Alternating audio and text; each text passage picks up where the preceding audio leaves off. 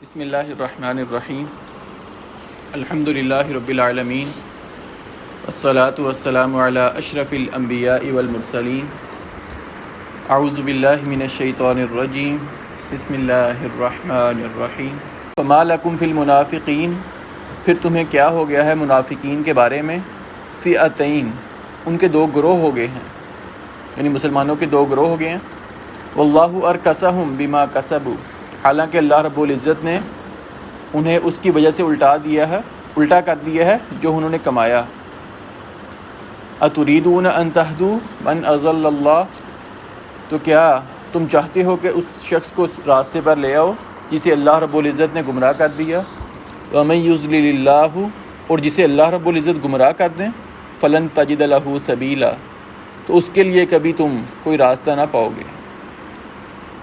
یہاں پر منافقین کا تذکرہ ہو رہا ہے اور پیچھے سے بات جو ہے میدان جنگ کی چل رہی ہے، تو یہاں پر اللہ رب العزت نے مسلمانوں کو فرمایا کہ تمہیں کیا ہو گیا ہے، تم منافقین کے بارے میں لے کر آپس میں دو گروہوں میں تقسیم ہو چکے ہو۔ منافقین کے وہ کون سی باتیں تھیں جس کی وجہ سے مسلمان دو گروہ میں تقسیم ہوئے، اس کے بارے میں مختلف روایات آتی ہیں۔ تین قسم کا موقف علماء کا ہے اور تینوں کے پیچھے ایک ایک حدیث ہے جس کے نظر وہ بات کرتے ہیں۔ ایک قول یہ ہے کہ جو غزوہ احد میں جب 700 صحابہ کرام تھے اور 300 منافقین تھے، غزوہ احد کے لیے جا رہے تھے، تو 300 منافقین جو واپس آ گئے تھے ان کے بارے میں مسلمانوں کے دو گروہ بن گئے۔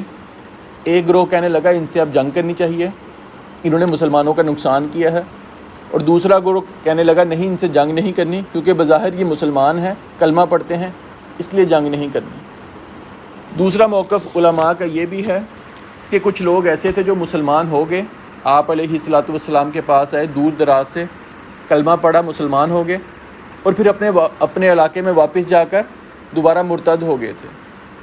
تو علماء نے تو صحابہ کرام کا اختلاف ہوا، آیا ان کے بارے اب لڑنا چاہیے یا نہیں لڑنا چاہیے، اس وقت تک ان کے بارے احکامات نازل نہیں ہوئے تھے۔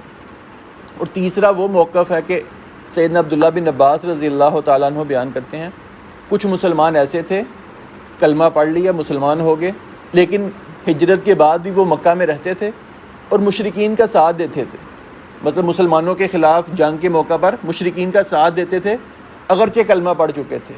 تو مسلمان پریشان تھے، صحابہ کرام کہتے کہ اب ان سے جنگ کی جائے یا نہ کی جائے، تو اللہ رب العزت نے تینوں گروہوں کے بارے میں فرما دیا، کوئی بھی گروہ مراد ہو سکتا ہے، کہ تمہیں کیا ہو گیا، تم ان کے بارے کیوں آپس میں اختلاف کر رہے ہو، کم از کم آپس میں اختلاف نہ کرو، جو ان کا معاملہ ہے وہ اللہ رب العزت نے ان کو پلٹا دیا ہے۔ اور اگلی آیت میں اللہ رب العزت نے پھر خاص کر وہ گروہ جو مسلمان ہو کر مکہ میں رہ چکا تھا اس کے بارے اللہ رب العزت نے اگلی آیت میں فرمایا، بلکہ اسی آیت میں اللہ رب العزت نے مزید فرمایا کہ تم چاہتے ہو کہ اس آدمی کو جس کو اللہ نے گمراہ کر دیا تم مسلمان کرو، راہ راست پر لے آؤ۔ فرمایا جس کو اللہ گمراہ کر دے اسے کوئی راہ راست پر نہیں لا سکتا۔ اس سے مراد عام مفہوم نہیں کہ کوئی بھی انسان اگر گمراہ ہے تو اس کو ہدایت کی طرف نہیں لایا جائے گا، اس کو تبلیغ نہیں کی جائے گی، بلکہ اس سے مراد وہ ہے کہ جو منافقین ہیں بظاہر یہ مسلمان ہیں، اگر یہ دوسرے گروہ میں چلے جائیں، مسلمانوں کے خلاف جنگ کرنے لگ جائیں، جیسا کہ آیا کہ مکہ والے بھی اگرچہ کلمہ گو ہیں لیکن مشرکین کا ساتھ دے رہے ہیں، تو فرمایا کہ ان کے بارے اب تمہیں پریشان ہونے کی ضرورت نہیں ہے کہ یہ تو مسلمان ہیں، یہ ہمارے خلاف آ رہے ہیں، ان کو راہ راست پر لانا ہے۔ فرمایا پہلے لا سکتے ہو، جب میدان جنگ سج جائے، میدان میں وہ تمہارے خلاف آ جائیں، پھر تمہیں پریشان نہیں ہونا چاہیے کہ اللہ نے ان کو کیوں گمراہ کیا حالانکہ یہ تو مسلمان ہیں۔ تو فرمایا کہ ان کے بارے تمہیں پریشان ہونے کی ضرورت نہیں ہے، اللہ نے ان کو گمراہ کیا ہے، جس کو اللہ گمراہ کر دے اسے کوئی سیدھے راستے پر نہیں لا سکتا۔ ودوا لو تکفرون کما کفروا، اور وہ چاہتے ہیں، یعنی جو اوپر والا گروہ ہے منافقین کا، وہ چاہتے ہیں کاش کہ تم بھی کفر کرو جیسے انہوں نے کفر کیا، فتکونون سواء، تو پھر تم برابر ہو جاؤ گے، یعنی جس طرح انہوں نے کفر کیا تم بھی کفر کر لو، پھر کفر میں تم برابر ہو جاؤ گے۔ فلا تتخذوا منہم اولیاء، سو تم ان میں سے ہرگز کسی کو دوست نہ بناؤ، حتی یہاجروا فی سبیل اللہ، یہاں تک کہ وہ اللہ کے راستے میں ہجرت کریں۔ فإن تولوا، پھر اگر وہ منہ پھیریں، فخذوہم واقتلوہم حیث وجدتموہم، پھر انہیں پکڑو، انہیں قتل کرو جہاں انہیں پاؤ۔ ولا تتخذوا منہم ولیا ولا نصیرا، اور نہ ان میں سے کوئی دوست بناؤ اور نہ کوئی مددگار۔ مطلب فرمایا کہ وہ لوگ منافقین بھی یہی چاہتے ہیں جو یہود و نصارہ چاہتے تھے کہ مسلمان بھی شرک کریں، کفر کریں، تاکہ ان کے اور مسلمانوں کے درمیان کوئی فرق نہ رہے۔ فرمایا کہ وہ لوگ جو مسلمان ہو کر ہجرت نہیں کرتے، مسلمانوں کے خلاف ساتھ دیتے ہیں، فرمایا ان سے تم نے دوستی نہیں کرنی یہاں تک کہ وہ ہجرت کر لیں۔ اگرچہ انسان مسلمان ہو، اگر غیر مسلم والے ملک میں رہ کر مسلمانوں کے خلاف مدد کر رہا ہو تو فرمایا تم نے اس سے، اگرچہ وہ مسلمان ہو، تم نے اس سے دوستی نہیں کرنی یہاں تک کہ وہ ہجرت کر لے۔ اگر وہ ہجرت نہیں کرتا، اس کام سے باز نہیں آ رہا، تو فرمایا کہ مسلمانوں کے خلاف مدد کرنے پر تم نے یہ نہیں دیکھنا کہ وہ کلمہ گو ہے، پھر وہ جہاں بھی تمہیں ملتا ہے تم نے اس کو مار دو، میدان جنگ سجدہ ہے، تم نے اس کو مار دینا ہے، اس کو زندہ رہنے کا حق نہیں ہے، کیونکہ وہ مسلمانوں کے خلاف واضح طور پر مسلمانوں کے خلاف مدد کرنے والا ہے۔ اس لیے اب اس انڈیا میں ہے، لیکن وہ مسلمانوں کے خلاف مدد نہیں کر رہے۔ مطلب عام مسلمان کا رہنا اور بات ہے، ایک ہے کہ وہ ان کی فوج میں آگے اگر وہ پاکستان کے خلاف لڑتے ہیں تو پھر یہی حکم ہوگا۔ عام مسلمان جس طرح امریکہ میں، یو کے میں، جہاں بھی مسلمان رہ رہے ہیں، عام رہنے کی بات نہیں ہے۔ نہیں، وہ علماء کہتے ہیں پھر وہ شہید نہیں ہے، کیونکہ وہ جو ساتھ دے رہا تھا وہ کفار کا ساتھ دے رہا تھا، پھر اس کو شہید نہیں کہا جائے گا، اگرچہ وہ مسلمان ہے۔ اس کو وہ اسلامی ملک کے خلاف نہ لڑے، کسی اور ملک کے خلاف لڑ لے، اسلامی ملک کے خلاف لڑے گا تو پھر وہ شہید نہیں ہوگا۔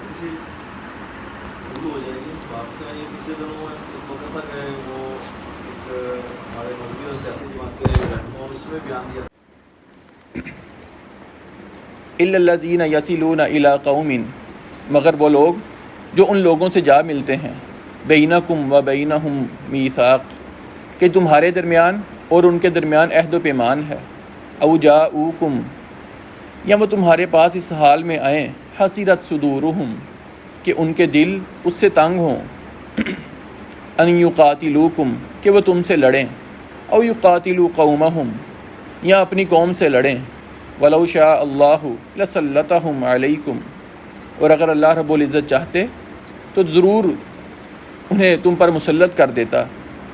فإن اعتزلتم فلقاتلوکم، پھر وہ تم سے لڑتے، فإن اعتزلوکم، پھر اگر وہ تم سے الگ رہیں، فلم یقاتلوکم، تو تم اور نہ تم سے لڑیں، وَأَلْقَوْا إِلَيْكُمُ السَّلَمَ، اور تمہاری طرف صلح کا پیغام بھیجیں، فما جعل اللہ لکم علیہم سبیلا، تو اللہ رب العزت نے تمہارے لیے ان پر زیادتی کا کوئی راستہ نہیں رکھا۔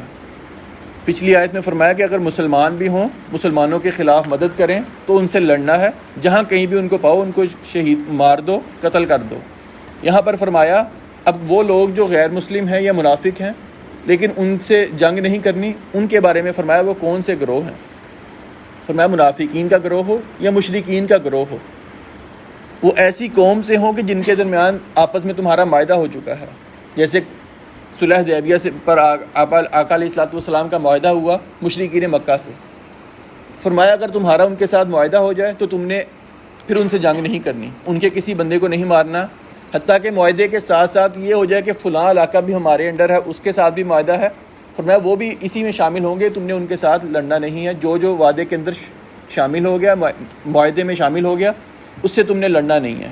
ایک گروہ یہ، فرمایا او جاؤکم حسرت صدورہم، یا دوسرا گروہ وہ ہے کہ جن سے تمہارا معاہدہ نہیں ہوا لیکن نہ وہ کفار کا ساتھ دیتا ہے، نہ تمہارا ساتھ دیتا ہے، نہ تمہارے خلاف بغاوت کرتا ہے یا نہ ان کے خلاف بغاوت کرتا ہے، وہ اپنے آپ کو جنگ سے الگ رکھ لیتا ہے، کہتا ہے نہ ہم کسی کا ساتھ دیں گے، نہ ہمارے ساتھ کوئی جنگ کرے۔ وہ فتنہ باز لوگ نہیں ہیں، اگرچہ مشرک ہیں، منافق ہیں، فرمایا وہ فتنہ باز نہیں ہے، ان کو فتنہ پسند بھی نہیں ہے، وہ جنگ سے الگ ہو کے رہتے ہیں، نہ کفار کا ساتھ دیتے ہیں نہ مسلمانوں کا ساتھ دیتے ہیں۔ فرمایا تم نے ان سے بھی نہیں لڑنا۔ فرمایا کہ اگر اللہ چاہتا ان کو بھی تم پر مسلط کر دیتا، کیونکہ وہ کفار ہیں، اگر اللہ چاہتا تو وہ بھی اپنے دوستوں کو مشرکین کا ساتھ دے کر مسلمانوں کے خلاف جنگ کرتے، لیکن اللہ نے ان کو بچایا ہوا ہے، تو فرمایا تمہارے پاس بھی کوئی راستہ نہیں ان سے جنگ کی جائے، ان سے تم نے لڑنا نہیں ہے۔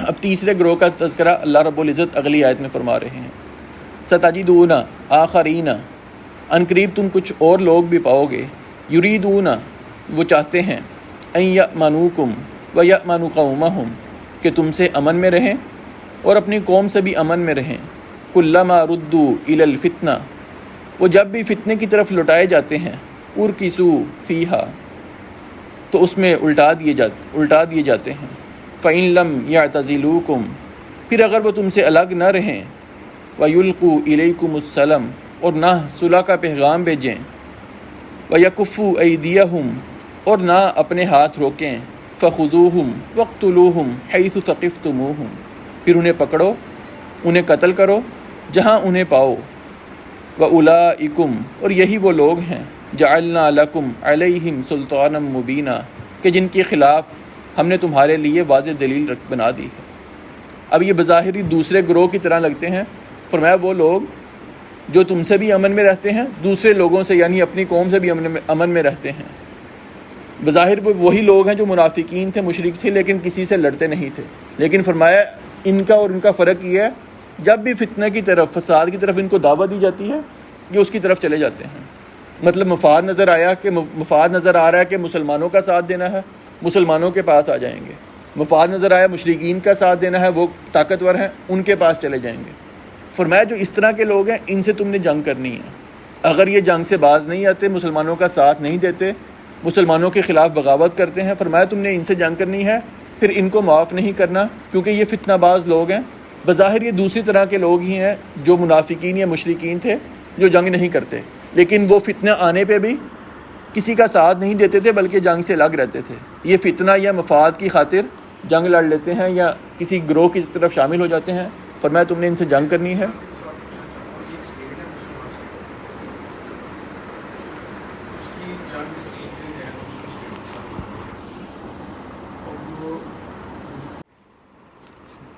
تو اس رکوع میں کرنے والے کام،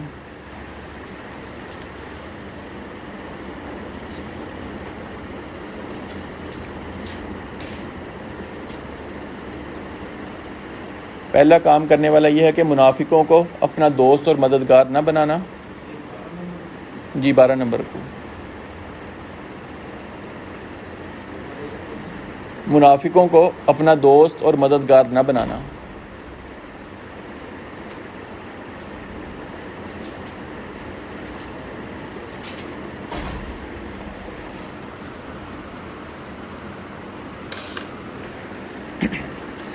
نمبر 2، صلح کرنا یعنی اصلاح کرنا۔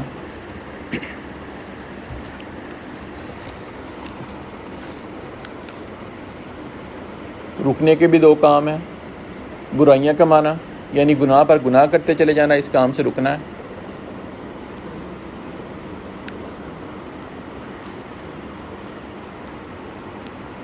دوسرا یہ کہ فتنوں میں کود پڑنا، منافقوں کو اپنا دوست اور مددگار نہ بنانا۔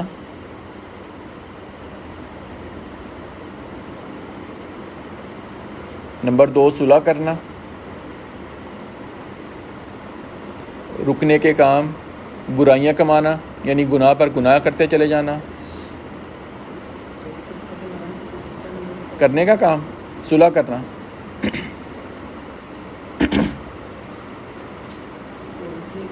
برائیاں کمانا یعنی گناہ پر گناہ کرتے چلے جانا۔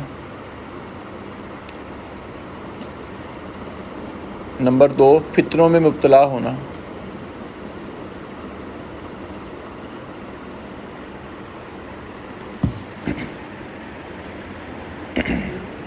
فتنوں میں مبتلا ہونا یعنی آئے روز فتنے آئے رہتے ہیں، تو انسان کو فتنوں سے بچنا ہی چاہیے، نہ کہ ہر فتنے میں آنے پر اس کے پیچھے چل پڑنا۔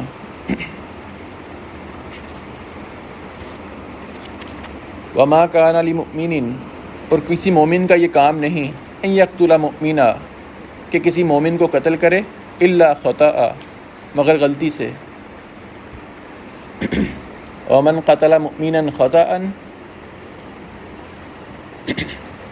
اور جو شخص کسی مومن کو غلطی سے قتل کر دے، فتحریر رقبۃ مؤمنۃ، تو ایک مومن گردن آزاد کرنا، ودیۃ مسلمۃ الی اہلہ، اور دیت دینا ہے جو اس کے گھر والوں کے حوالے کی گئی ہو، الا ان یصدقوا، مگر یہ کہ وہ صدقہ کرتے ہوئے معاف کر دیں، فَإِنْ كَانَ مِنْ قَوْمٍ عَدُوٍّ لَكُمْ، پھر اگر وہ اس قوم میں سے ہو جو تمہاری دشمن ہے، وَهُوَ مُؤْمِنٌ، اور وہ مومن ہو، فَتَحْرِيرُ رَقَبَةٍ مُؤْمِنَةٍ، تو ایک مومن گردن آزاد کرنا ہے، وَإِنْ كَانَ مِنْ قَوْمٍ بَيْنَكُمْ وَبَيْنَهُمْ مِيثَاقٌ، اور اگر اس قوم میں سے ہو کہ تمہارے درمیان اور اس کے درمیان کوئی عہد و پیمان ہو، فِدْيَةٌ مُسَلَّمَةٌ إِلَىٰ أَهْلِهِ، تو اس کے گھر والوں کے حوالے کی گئی دیت ادا کرنا ہے، وَتَحْرِيرُ رَقَبَةٍ مُؤْمِنَةٍ،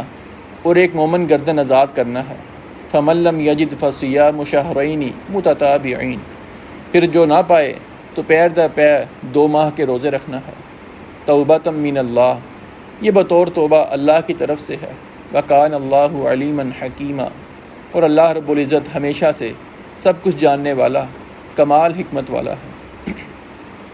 جنگ کے حالات بیان ہو رہے ہیں، تو جنگ میں یہ بھی ہو سکتا ہے کہ غلطی سے انسان اپنے ہی کسی مسلمان بھائی کو مار دے، گولی چلائی یا کہ تیر چلایا تو اپنے ہی کسی مسلمان بھائی کو غلطی سے لگ جائے، یا کسی اور موقع پر مسلمان اپنے مسلمان بھائی کو غلطی سے مار دے، تو اس کے بارے میں یہ احکامات نازل ہو رہے ہیں۔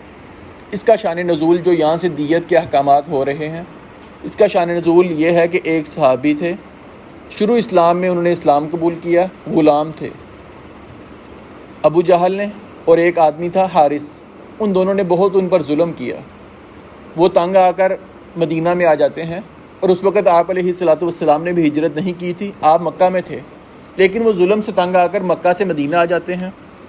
ابو جہل کو پتہ لگا اور حارث بن یزید کو پتہ لگا، وہ مدینہ میں آئے، اس کو لیا، دوبارہ مکہ چلے گئے اور جا کے مارنا شروع کر دیا۔ اس آدمی نے کہا کہ یزید کو مخاطب، حارث کو مخاطب ہو کر کہا کہ ابو جہل تو میرا رشتہ دار ہے، چلو رشتہ دار مارے تو مجھے سمجھ آتی ہے، تو مجھے کیوں مارتا ہے؟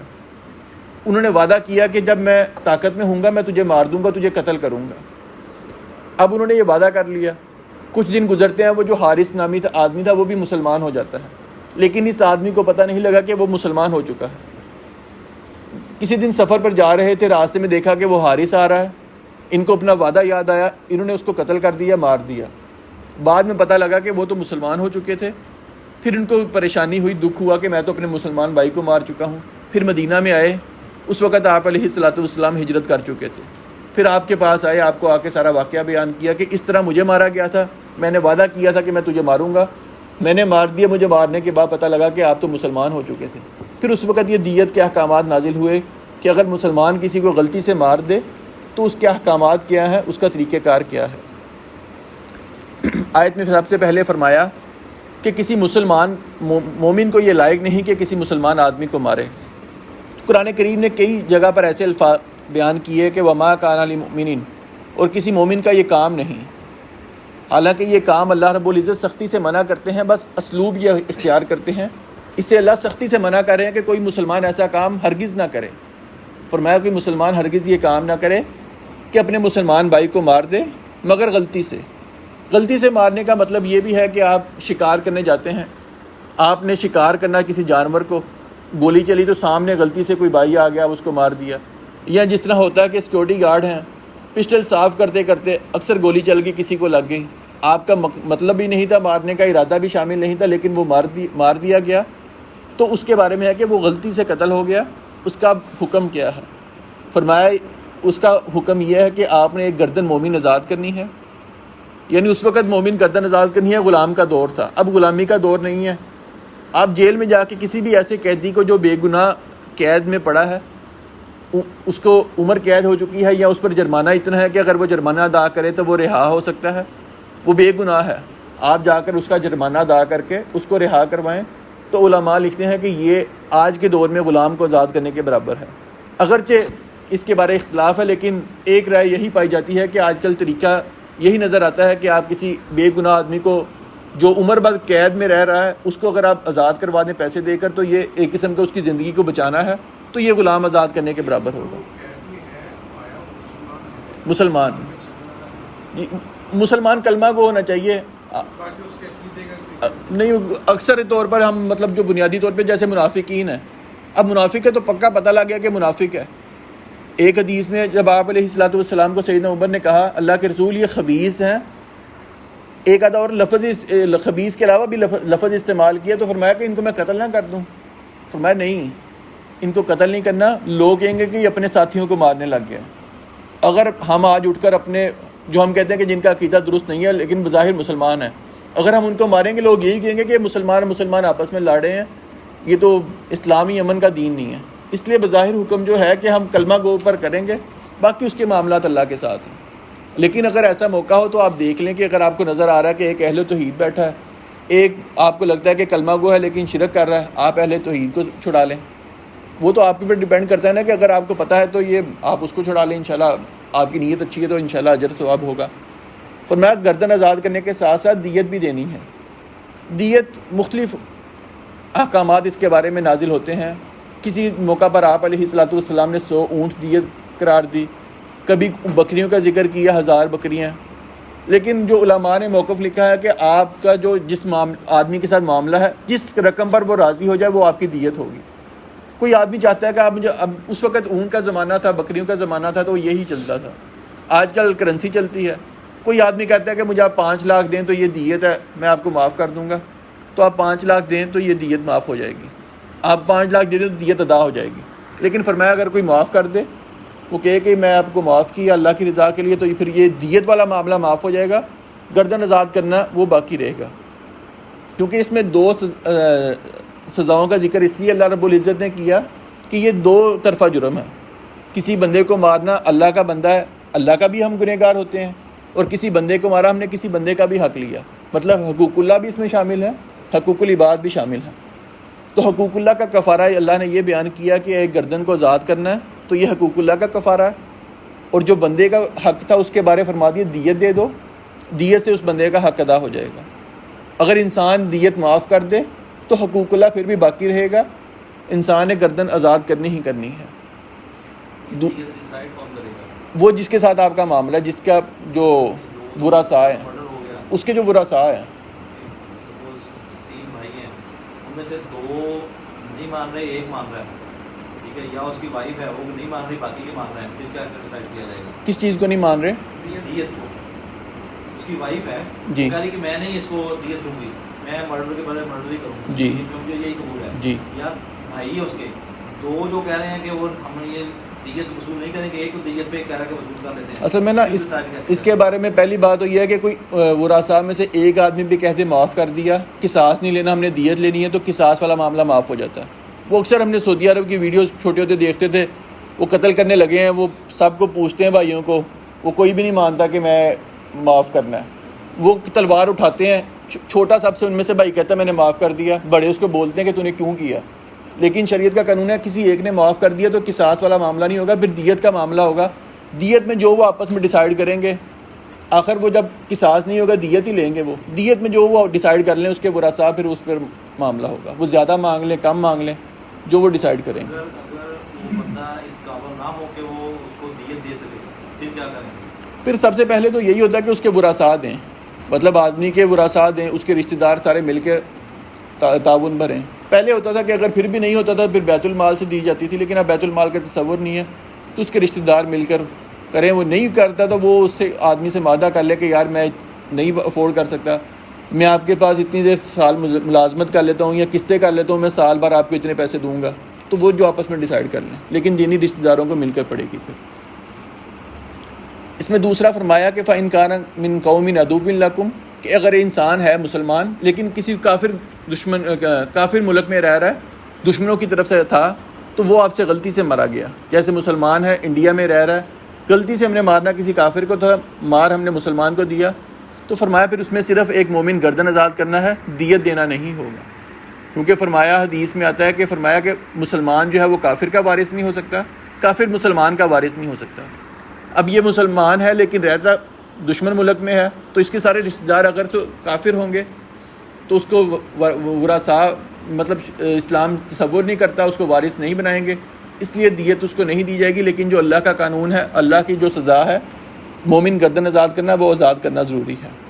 تیسرا فرمایا وَإِنْ كَانَ مِنْ قَوْمٍ بَيْنَكُمْ وَبَيْنَهُمْ مِيثَاقٌ، جو پہلے بات تھی کہ عہد و پیمان کسی مشرک قوم سے ہے، دشمن قوم ہے، لیکن آپ کا معاہدہ ہو گیا کہ ہم نے آپس میں جنگ نہیں کرنی. ان کا اگر کوئی بندہ مار دو گے تو فرمایا ان کو دیت بھی دینی ہے پھر آپ نے، اور ساتھ ایک گردن بھی آزاد کرنی ہے۔ فمن لم یجد فصیام شہرین متتابعین، تو جو اللہ کا حق ادا نہ کر سکتا ہو، یعنی گردن آزاد نہیں کر سکتا، اس کو چاہیے 2 ماہ کے لگاتار روزے رکھے۔ اور یہ 2 ماہ کے لگاتار روزے رکھنا ضروری ہے، یہ نہیں کر سکتے کہ ہم درمیان میں ایک روزہ بھی چھوڑ دیں گے، حتیٰ کہ اگر 1 ماہ 28 دن کے روزے رکھ لیے ہیں، کسی وجہ سے ایک روزہ چھوڑ دیا تو وہ 2 ماہ کے روزے دوبارہ رکھنے پڑیں گے۔ اور خواتین کے بارے میں آتا ہے کہ ان کو جب مخصوص ایام میں انہوں نے روزہ نہیں رکھنا، تو جو دن ان کے مخصوص ایام کے ہیں صرف ان میں ان کو رخصت ہوگی، اس کے علاوہ ایک دن بھی ایسا اگر وہ جان بوجھ کر کہ آج شک کی بنا پر ہے چلو آج روزہ چھوڑ دیں، شک کی بنا پر بھی نہیں چھوڑ سکتی، اس کے علاوہ ان کے باقی دن کے روزے رکھنا ضروری ہیں۔ یہ اللہ رب العزت نے فرمایا کہ اگر گردن آزاد کرنے کی طاقت نہیں ہے تو یہ کام کرو، 2 ماہ کے لگاتار روزے رکھو، توبۃ من اللہ، یہ بطور توبہ اللہ رب العزت کی طرف سے ہے، اور اللہ رب العزت سب کچھ جاننے والا، کمال حکمت والا ہے۔ وَمَن يَقْتُلْ مُؤْمِنًا مُتَعَمِّدًا، اوپر فرمایا کہ مسلمان مومن نے کسی کو غلطی سے مار دیا، ارادہ نہیں تھا، یہاں فرمایا وَمَن يَقْتُلْ مُؤْمِنًا مُتَعَمِّدًا، اور جو کسی مومن کو جان بوجھ کر قتل کرے، فَجَزَاؤُهُ جَہَنَّم، تو اس کی جزا جہنم ہے، خالداً فیہا، جس میں ہمیشہ ہمیش رہنے والا ہے، وغضب اللہ علیہ، اس پر اللہ کا غضب ہوگا، ولعنہ، اللہ نے اس پر لعنت کی ہے، وأعد له عذابا عظیما، اور اس کے لیے بہت بڑا عذاب تیار کیا ہے۔ یعنی اگر جان بوجھ کر قتل کیا، فرمایا ہمیشہ ہمیش جہنم میں بھی رہے گا، اللہ کا اس پر غضب بھی ہوگا، اللہ کی لعنت بھی ہوگی، اور وہ اللہ کے عذاب کا مستحق بھی ہوگا۔ لیکن یہاں پر دیکھا جائے تو اللہ رب العزت نے جتنی سختی بیان فرمائی کہ وہ ہمیشہ ہمیش کا جہنمی ہے، یہ صرف اس صورت میں ہے اگر وہ مرنے سے پہلے توبہ نہیں کرتا۔ اگر وہ توبہ کر لیتا ہے یا قصاص کے طور پر اس کو قتل کر دیا جاتا ہے، پھر اس کا جرم معاف ہو جائے گا۔ یہ ہے کہ اگر میں نے کسی کو قتل کیا، کوئی عدالت میں معاملہ بھی نہیں کیا، جیسے مثال کے طور پر کسی کو قتل کیا، کسی کو نہیں پتا کس نے قتل کیا، میں اپنی اس بات کو اپنے تک چھپاتا ہوں اور میں نے اس پر توبہ بھی نہیں کی، تو یہ معاملہ تب ہے۔ اگر قصاص کے طور پر قتل کر دیا جائے تو اس کا جرم معاف ہو جائے گا۔ جیسے وہ ایک صحابیہ نے زنا کر بیٹھی، ان کو رجم کیا گیا، شادی شدہ تھی، رجم کیا گیا، تو ان کا خون ایک صحابی کے اوپر پڑا، انہوں نے کہا یہ پلید خون ہے، مطلب ناپاک عورت ہے، اس کا خون میرے اوپر پڑا، انہوں نے نازیبہ کلمات کہے، تو آپ علیہ الصلوۃ والسلام نے فرمایا کہ اس کا گناہ معاف ہو چکا ہے، کیونکہ اس نے اپنے جرم کی سزا پا لی ہے۔ اب جو سزائیں اسلام نے مقرر کر دی ہیں حدود کی، وہ حد نافذ ہو جائے گی تو وہ گناہ اس کا معاف ہو جائے گا۔ لیکن یہ واحد جرم ایسا ہے کہ قتل والا کہ معاملہ عدالت میں چلا جائے تو پھر بھی انسان معافی کا، اگر ورثاء معاف کر دیں تو معاف ہو جاتا ہے۔ اگر کوئی چھوٹا جرم ہے جیسے چوری کرنا، ایسا جرم اگر عدالت میں چلا جائے تو پھر یہ معاف نہیں ہو سکتا۔ مثال کے طور پر ایک حدیث میں آتا ہے کہ ایک آدمی سویا ہوا تھا، اس کی کوئی بہترین چادر تھی، وہ اپنے تکیہ بنایا سو گیا۔ ایک آدمی آیا، اس نے دیکھا چادر بہترین ہے، اس نے چادر کو اٹھایا، چوری کر کے چلا گیا۔ بعد میں پتہ لگ گیا کہ فلاں آدمی نے چادر چوری کی ہے، مقدمہ آپ علیہ الصلوۃ والسلام کے پاس گیا، ثابت ہو گیا اس نے چوری کی ہے، اس نے مان لیا میں نے چوری کی ہے۔ آپ نے فرمایا کہ اس کا ہاتھ کاٹا جائے گا۔ اس آدمی نے کہا اللہ کے رسول میرا مطلب یہ نہیں تھا، مقصد یہ نہیں تھا کہ اس کا ہاتھ کاٹوں، میں نے تو صرف آپ کو اس کی شکایت لگائی تھی، جرم بتایا تھا۔ تو فرمایا کہ جب عدالت میں معاملہ آ جائے اس کے بعد معافی کا اختیار کسی کو نہیں ہے، اس کا اب عدالت میں فیصلہ ہو چکا ہے، معاملہ آ گیا، لوگوں کو پتہ لگ گیا، اب اس کی جو سزا ہے اس کے ہاتھ کٹنے ہیں، وہ کاٹ کے رہنے ہیں۔ ہاں اگر تم اس کو معاف کرنا چاہتے تھے تو اس کا معاملہ عدالت کے پاس نہ لے کے جاؤ۔ جبکہ قتل والا معاملہ، اس میں فرمایا صرف ورثاء کو حق ہے کہ ورثاء معاف کر دیں، اور کسی کو معاف کرنے کا حق نہیں ہے۔ جبکہ پاکستان کے قانون میں ہے کہ صدر کے پاس معافی کی درخواست جاتی ہے کہ اگر صدر معاف کر دے تو معاف کر دیا جائے، یہ شریعت کے خلاف ہے۔ معاف کرنے کا حق صرف ورثاء کو ہے، ورثاء معاف کرنا چاہیں تو قتل کی سزا کو معاف کر سکتے ہیں، اس کے علاوہ کوئی معاف نہیں کر سکتا۔ عدالت بھی معاف نہیں کر سکتی اگر جرم ثابت ہو جائے۔ تو صرف یہ قتل کا معاملہ جان کے بدلے جان جانی ہے، اس لیے اللہ رب العزت نے تخفیف رکھی ہے، کیونکہ آدمی اگر معاف کرنا چاہے تو آخری وقت میں بھی معاف کر دے، اس کو معافی مل جائے گی۔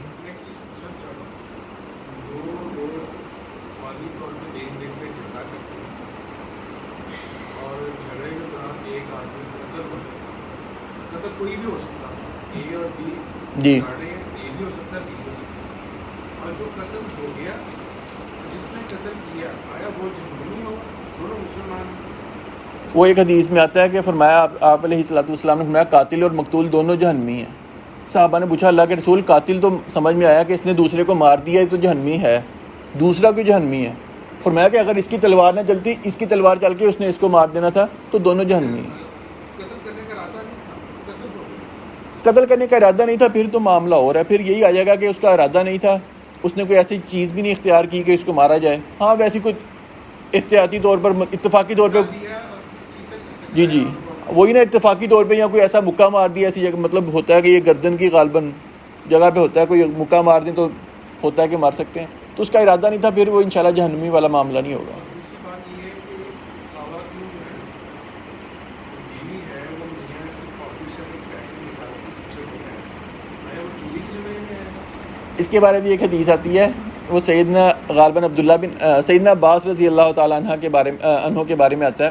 ان کی بیوی نے آپ علیہ الصلوۃ والسلام کو کہا تھا کہ میرا شوہر جو ہے نا وہ بخیل ہے, میرے بھی اخراجات پورے نہیں کرتا, میرے بچوں کی بھی ذمہ داریاں پوری نہیں کرتا, پیسے بھی نہیں دیتا, گھر چیزیں بھی لا کر نہیں دیتا, تو کیا میں ان کی اجازت کے بغیر اس کی جیب سے نکال لوں؟ اور میں کہ جتنی تمہاری ضرورت ہے نا اتنا نکال سکتی ہو, اس سے زیادہ نہیں نکال سکتے. اب یہی ہے کہ اگر تو خاوند گھر والوں کی ضروریات پوری نہیں کر رہا تو پھر عورت کو اختیار ہے کہ وہ نکال سکتی ہے, اگر ضروریات پوری کر رہا ہے تو پھر اخلاقی طور پہ بھی چاہیے, اچھا ہے کہ نہیں نکالنا چاہیے.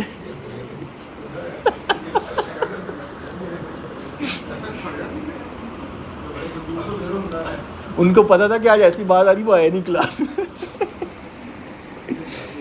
ٹھیک ہے ٹھیک.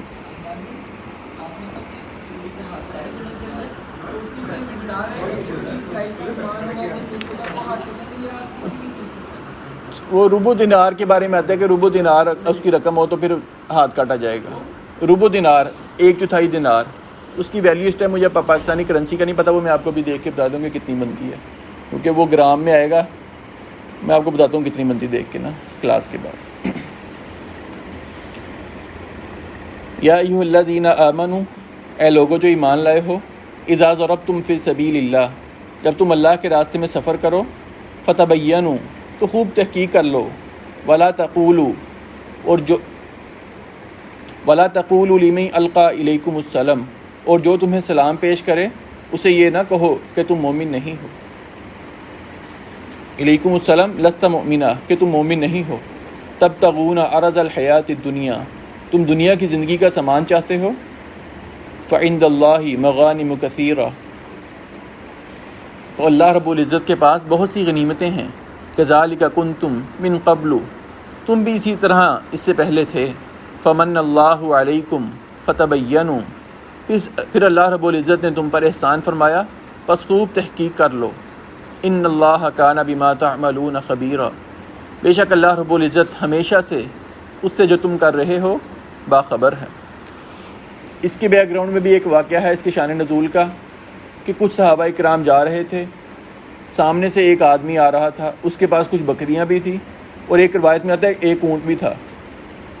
تو بظاہر نظر آیا کہ وہ غیر مسلم ہے. مسلمانوں نے اس پر حملہ کیا, حملہ کرنے لگے, اس نے السلام علیکم بھی کہا, اس نے کہا میں مسلمان ہوتا ہوں, کلمہ بھی پڑھ لیا.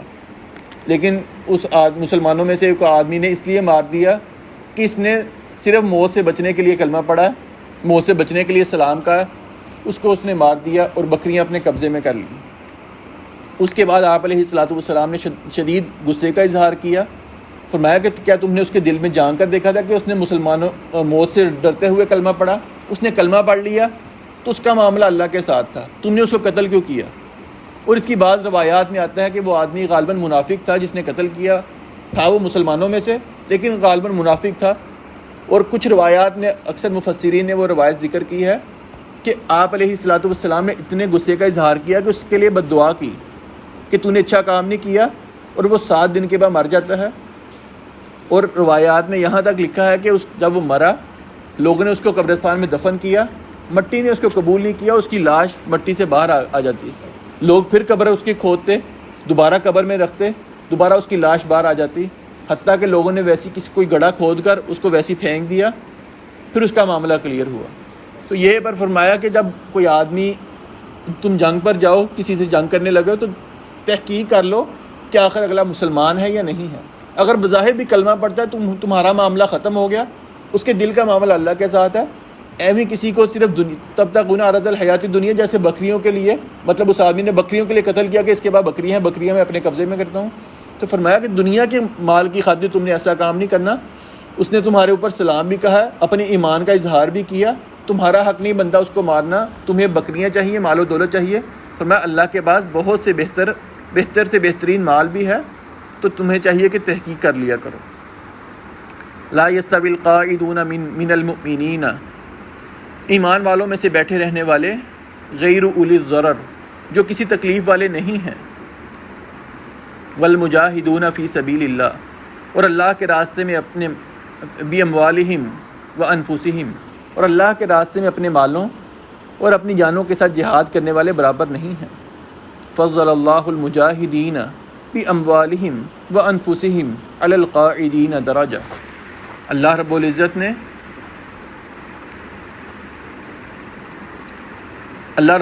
نے اپنے مالوں اور اپنی جانوں کے ساتھ جہاد کرنے والوں کو بیٹھے رہنے والوں پر درجے میں فضیلت دی ہے۔ وَكُلًّا وَعَدَ اللَّهُ الْحُسْنَى، اور ہر ایک کے ساتھ اللہ رب العزت نے بلائی کا وعدہ کیا ہے۔ وَفَضَّلَ اللَّهُ الْمُجَاهِدِينَ عَلَى الْقَاعِدِينَ أَجْرًا عَظِيمًا، اور بیٹھے رہنے والوں پر اللہ رب العزت نے جہاد کرنے والوں کو بہت بڑے اجر کی فضیلت عطا فرمائی ہے۔ یہ اس وقت کا واقعہ ہے کہ جب میدان جنگ میں جانا ہو، لیکن آپ علیہ الصلوۃ والسلام واضح اعلان کریں کہ مسلمانوں نے جنگ پر جانا ہے، جو جنگ میں شریک ہونا چاہتا ہے وہ شرکت کر لے۔ مطلب کسی کے اوپر فرض نہیں کی جاتی یا فرض عین نہیں ہے کہ آپ سب مسلمانوں نے جنگ پر جانا ہے۔ جیسے غزوہ خندق کا موقع تھا، آپ علیہ الصلوۃ والسلام نے سارے مسلمانوں کو کہا کہ جنگ میں جانا ہے، جنگ کی تیاری کرو۔ یہاں پر یہ معاملہ ہے کہ جنگ میں جانا ہے، لیکن آپ نے خاص نہیں کیا کون کون جائے۔ جو مسلمان جانا چاہتا ہے چلا جائے، جو نہیں جانا چاہتا نہ جائے۔ تو اس وقت جو مسلمان جنگ میں جانا چاہتے چلے جاتے، جو نہیں جانا چاہتے وہ مدینہ میں باقی رہتے۔ تو وہاں پر جہاد کرنے والوں کی فضیلت کے بارے فرمایا کہ یہ دونوں کا آپس میں مقام و مرتبہ اللہ کے نزدیک برابر نہیں ہے۔ جو جنگ میں جانے والے ہیں ان کا درجہ اللہ کے نزدیک مدینے میں بیٹھے رہنے والوں سے زیادہ ہے، ایک درجہ زیادہ ہے۔ اگلی آیت میں فرمایا کئی درجات زیادہ ہیں، یہاں فرمایا ایک درجہ زیادہ ہے۔ اور درجے کی وضاحت آپ علیہ الصلوۃ والسلام نے ایک حدیث میں فرمائی کہ جو جنت کے جو درجے ہوں گے اس میں ایک درجے کا دوسرے درجے سے اتنا ہی فرق ہوگا جتنا ہم دنیا میں بیٹھ کر چاند کو دیکھ لیں یا ستاروں کو دیکھ لیں۔ فرمایا جتنا فاصلہ ہمارا چاند کے ساتھ ہے اتنا جنت میں ایک درجے کا دوسرے درجے سے فاصلہ ہوگا۔ تو فرمایا کہ جو جہاد پہ جانے والے ہیں ان کو اللہ رب العزت نے درجہ دیا ہے زیادہ۔ اور اس کی شان نزول میں بہت بہترین واقعہ صحیح بخاری میں آتا ہے۔ سیدنا زیاد رضی اللہ تعالیٰ عنہ بیان کرتے ہیں، وہ کاتب وحی بھی تھے، آیت کو لکھتے بھی تھے۔ وہ خود بیان کرتے ہیں کہ جب یہ آیت نازل ہوئی اس وقت اس آیت کے الفاظ کچھ اس طرح تھے، آیت کو دوبارہ دیکھیں، لا یستوی القاعدون من المؤمنین والمجاہدون فی سبیل اللہ، غیر اولی الضرر کے الفاظ نہیں تھے، یعنی کہ جو مدینہ میں بیٹھے رہنے والے ہیں اور جو جہاد کرنے والے ہیں، فرمایا دونوں برابر نہیں ہیں، دونوں میں فرق ہے۔ درمیان میں جو الفاظ ہیں غیر اولی الضرر، یعنی جو تکلیف کے علاوہ بیٹھنے والے ہیں وہ برابر ہیں، اگر کسی کا عذر ہے تو پھر وہ ان کا معاملہ اور ہے۔ تو سیدنا عبداللہ بن مکتوم رضی اللہ تعالیٰ عنہ جو نبینہ صحابی تھے وہ پاس کھڑے تھے، ان کے اوپر پریشانی کا معاملہ ہوا، کہا اللہ کے رسول ہم تو جنگ میں جانا چاہتے ہیں لیکن ہمارا عذر ہے، میں نبینہ ہوں، میں جنگ میں کیسے جاؤں؟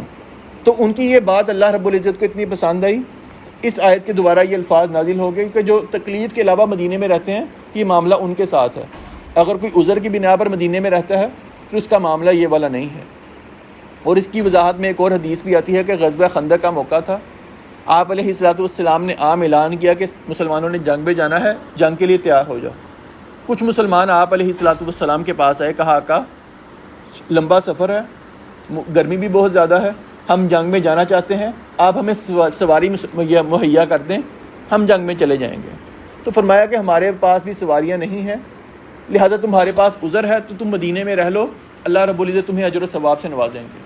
پھر جب احد میں خندق میں چلے گئے، راستے میں شدید گرمی ہے، پہاڑوں سے گزر کے آپ جا رہے ہیں، آپ نے راستے میں صحابہ کرام کو مخاطب ہو کر کہا کہ تم اتنی مشقت برداشت کر کے آئے ہو اور تمہارے کچھ دوست مدینہ میں ہیں، وہ تمہارے برابر اجر لیں گے۔ لوگوں نے کہا اللہ کے رسول یہ کیسے؟ تو فرمایا ان کے پاس عذر ہے، عذر کی بنا پر وہ جنگ میں نہیں شرکت کر سکے، اس لیے عذر والوں کو اللہ رب العزت نے برابر اجر دیا ہے. ایک جو حدیث ہوتی ہے پہلے شاید وہ بھی کوئی صحابی تھے تو نبی پاک سے سن کے کہنے لگے کہ میں جو ہے جمعہ کا شاید جیتا تو میں جمعہ کی نماز پیچھے پڑھ کے میرے پاس 23 سوال ہوئے. وہ خندق کا ہی موقع تھا. خندق کا موقع تھا. وہ 3 صحابہ کرام تھے, مطلب ان کے پاس کوئی عذر بھی نہیں تھا لیکن وہ پھر بھی پیچھے رہ گئے تھے. تو انہوں نے آپ علیہ الصلوۃ والسلام کو بعد میں آ کر منافقین نے کہا کہ اللہ کے رسول ہمارے پاس فلاں فلاں عذر تھا اس لیے ہم جنگ میں نہیں جا سکے, حالانکہ جھوٹے عذر بیان کیے. تو اللہ کے رسول نے ان سے درگزر کیا. تو 3 مسلمان صحابی تھے, سورۃ توبہ میں ان کا واقعہ توبہ کا آتا ہے. تو انہوں نے آ کر آپ علیہ الصلوۃ والسلام کے پاس کہا اللہ کے رسول کوئی عذر نہیں ہے, ہمارے پاس بس یہ تھا کہ ہمارا باغ تیار تھا, ہماری سواریاں اچھی تھیں, ہم نے کہا چلو باغ تیار ہے فصل اتار لیں تو سواریاں بہترین ہیں, ہم آپ کے پاس پہنچ جائیں گے, آپ کے ساتھ شرکت کر لیں گے. روزانہ یہی سوچتے کل چلے جائیں گے, کل چلے جائیں گے, کل چلے جائیں گے, حتیٰ کہ آپ واپس آ گئے ہیں, ہمارے پاس کوئی عذر نہیں ہے, اب جو آپ ہمارے بارے فیصلہ کریں گے وہ ہمیں فیصلہ منظور ہے. تو ان کے بارے میں اللہ رب العزت نے یہ حکم بیان کیا, صحابہ کرام کو اللہ کے رسول نے منع کر دیا کہ آپ نے ان سے بات تک نہیں کرنی, ان سے قطع تعلقی کر لیں. 40 دن تک, بلکہ 40 دن سے پہلے تک یہ حکم تھا کہ صرف گھر میں رہنا ہے, آپ نے بیوی آپ کے پاس رہے گی.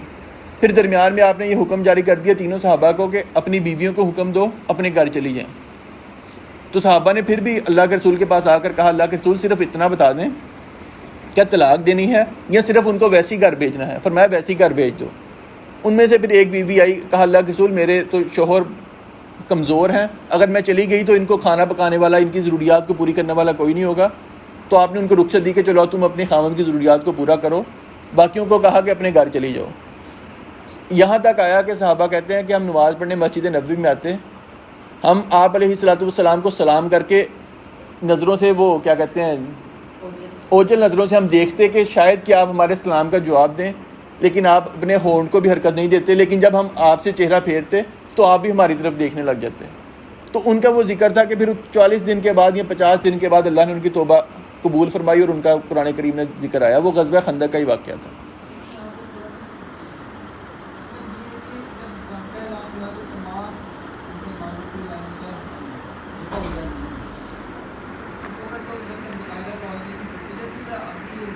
نہیں, اب اس 2 قسم کی جنگ ہوتی ہے. مطلب غزوہ خندق کا موقع پر آپ علیہ الصلوۃ والسلام نے سارے مسلمانوں کو کہا تھا کہ تم نے جنگ میں شرکت کرنی ہے, لازمی کرنی ہے. اور دوسری جو غزوہ احد ہے یا غزوہ بدر ہے اس میں سارے مسلمانوں کو نہیں کہا, یا باقی جو دیگر غزوات ہیں ان میں آپ نے سارے مسلمانوں کو نہیں کہا تھا کہ آپ نے شرکت کرنی ہے. بس آپ نے اعلان کیا کہ میدان جنگ میں جانا ہے, جو شرکت کرنا چاہتا ہے آ جائے. تو صحابہ کرام اپنے شوق کی بنا پر جنگ میں شرکت کیا کرتے تھے. ہاں کچھ کا آپ نام لے کر کہہ دیتے تھے کہ آپ نے بھی شرکت کرنی ہے, لازمی کرنی ہے. تو آج بھی یہی ہے کہ عام حالات میں تو یہی ہے کہ جو جنگ ہماری جو فوج ہے وہی جنگ کرے گی. ہاں کوئی اضطراری صورت پیدا ہو جائے کہ جو ایسے حالات پیدا ہو جائیں, حاکم وقت یہ اعلان کر دیں کہ سارے مسلمان جنگ کے لیے نکلیں, تو پھر ہر آدمی کے اوپر جنگ کرنا فرض ہو جاتی ہے. کر رہے ہیں, بالکل وہ کر رہے ہیں, لیکن وہ بات ہوتی ہے کہ اگر اضطراری حالت ایسی ہے کہ ہمارے اوپر حملہ ہونے لگا ہے تو اعلان کر دیا جائے کہ ہر مسلمان پر جنگ فرض ہے, پھر ہمیں اپنے جسم کے ساتھ جا کے جنگ کرنا ضروری ہو جائے گا.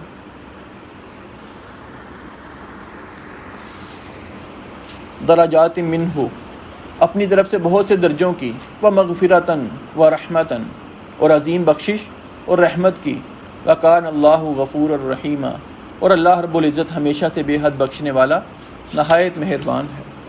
یعنی جو پچھلی آیت میں فرمایا کہ اللہ نے ان سے وعدہ کیا ہے, وعدے کی وضاحت فرمائی کہ اللہ نے جو وعدہ کیا ہے وہ درجات کی بلندی کا وعدہ ہے, عظیم بخشش کا وعدہ ہے, اور اللہ کی رحمت کا وعدہ ہے, اور اللہ رب العزت ہمیشہ سے بے حد بخشنے والا نہایت مہربان ہے. رکوع نمبر 13 میں کرنے والے کام.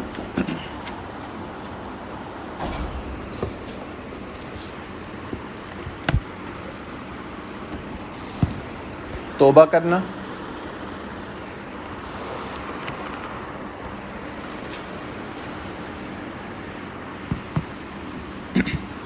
نمبر 1 توبہ کرنا.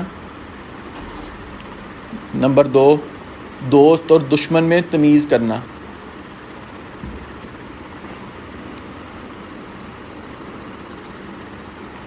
دوست اور دشمن میں تمیز کرنا.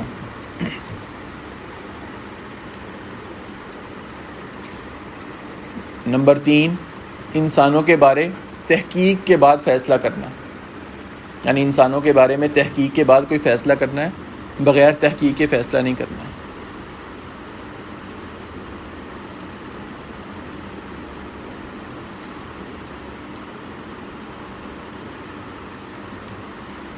رکنے کے 2 کام ہیں، قتل کرنا،